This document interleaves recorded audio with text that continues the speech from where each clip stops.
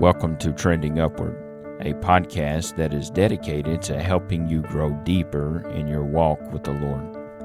In each episode, we share clear and concise Bible truths that are designed to encourage, challenge, and strengthen you in your walk with the Lord. Whether you're just beginning your Christian journey or have been walking with Christ for years, Trending Upward is here to help you keep moving forward and steadily ascending in your relationship with Christ.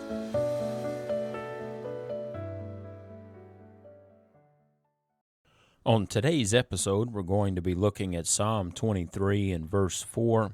Yea, though I walk through the valley of the shadow of death, I will fear no evil, for thou art with me.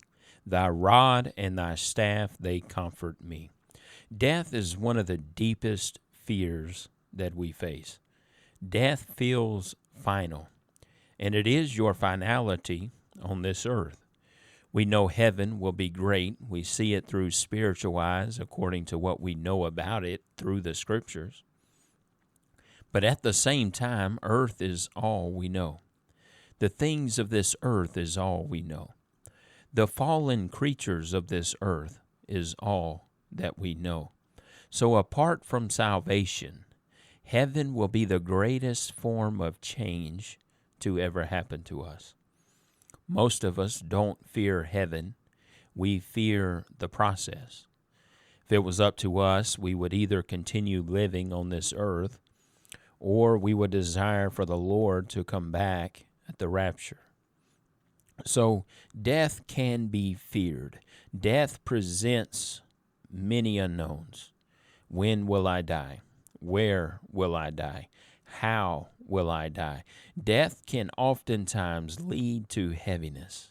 That's why we don't think about it very much at all. But we read in Psalm 23 and verse 4, Yea, though I walk through the valley of the shadow of death, I will fear no evil, for thou art with me. So David does not say that he stands still in the shadow of death. He walks through the shadow of death. David is recognizing that the good shepherd is still out in front of him and leading him through that valley that is known as the shadow of death. Now, death doesn't look so bad when we focus on who is leading us into death. Even death itself is not an ending for the one who is shepherded by the Lord. Death is a doorway.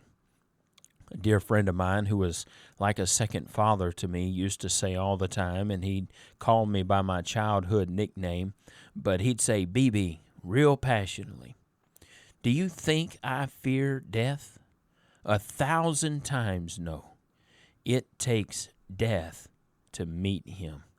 Death is simply a passageway to being face to face with Jesus, the one who has died for us. I have often seen the videos of troops being reunited with their loved ones, and in a surprising way, the loved one of these troops just about take the door down to get to their loved one who has been gone for months at a time. And folks, death is the door to Jesus.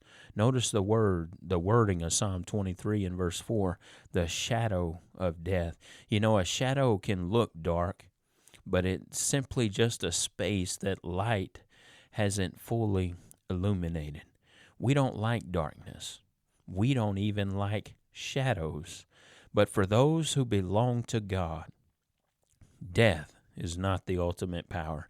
It is only a shadow that is cast by something greater, and that someone is Jesus Christ. Because Christ has conquered death, its sting is removed, the terror is gone, and the shepherd does not abandon his sheep at life's final juncture, but he draws near.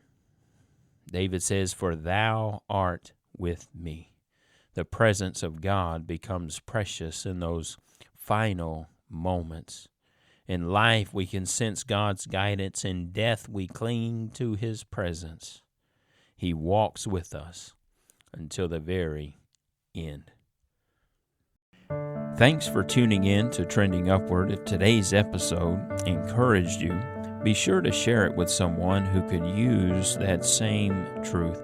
I invite you to keep seeking, keep growing, and keep your eyes fixed on the Lord. So until next time, stay grounded in His Word and keep trending upward.